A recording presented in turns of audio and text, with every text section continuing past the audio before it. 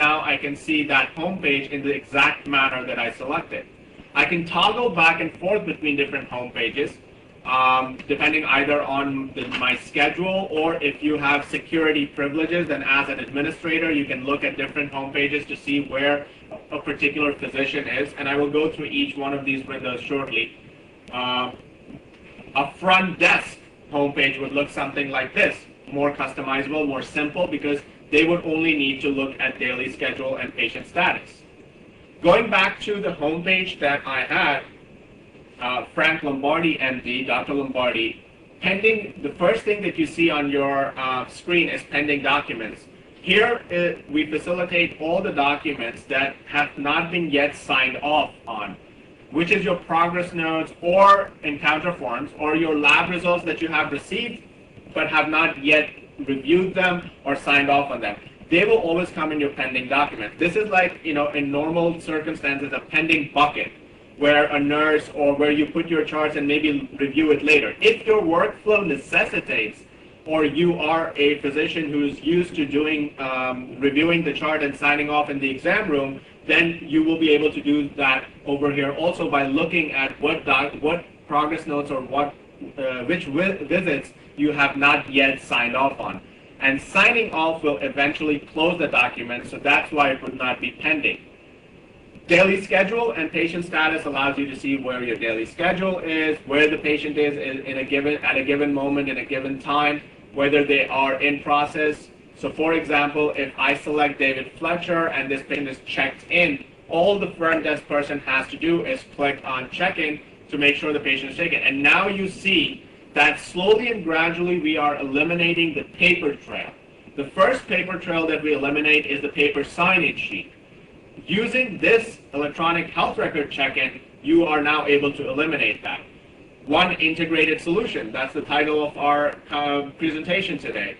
If you collect copay at the front, then you can do the financial aspect right over here. Again, depending on your workflow, you can post it right here. So this facilitates, because it is seamlessly integrated into practice management, the front desk person using this EHR can post the copayment from the very beginning. You click on OK, and you will notice in the patient status column right next to it, that patient will appear that this patient has checked in. It also timestamps and date stamps each of the appointment statuses. And you can also customize what you want to look at. If I right mouse click on the check on different options that are available, I can select what I want to see, or I can move the columns around. For example, if I am the kind of person who wants to see first name in the first column rather than last name in the first column, I can do that easily. So this is, although a rather trivial flexibility, but nonetheless important, because ease of use and how to view something is very significant. Going back to the workflow, I have checked in the patient. The next step, and keep in mind I'm using a conventional workflow, you can customize it according to your workflow, I would do room in of the patient. And all I have to do is select which exam room, however you name them, whether you call them exam room 1 or consult 1 or consult 2, you can select that here, and this way now the patient has been roomed in. So the patient was checked in, waiting in the lobby, and now into the exam room by a nurse or a medical assistant, or depending on your workflow, whoever checks them or rooms them in. It also changes color, which again are customizable, and that color denotion can let you know that the patient has a different appointment status now. The final step, it's a simple 3-step process. The first step was check-in, the second step was rooming in, the final step, which is the first step of start of the clinical flow now. We just did the administrative flow, now we are going into the clinical flow. That is denoted in SequelMed EHR by clicking the start process.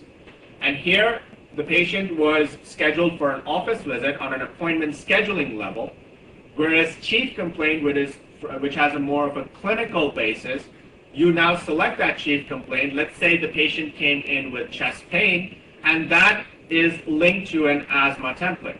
In our EMR, chief complaints may or may not be linked to a particular template. If you do not want to link them, or you do not want a chief complaint to have be associated with a particular template, you can select any of the different templates that are available either through the clinical library of SequelMed EHR, which we provide you, or templates that you have customized very simply on your own.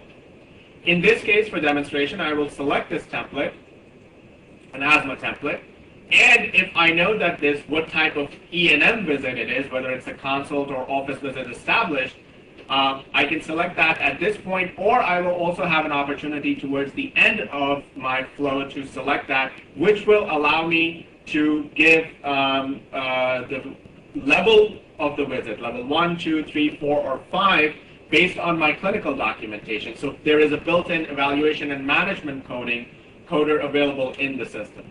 And once I click on OK, what it now does is it loads the template as it was particularly designed with respect to this respiratory illness. And what I see is, again, conventional flow, vital signs, history of presenting illness, review of systems, past medical history, social history, physical exam,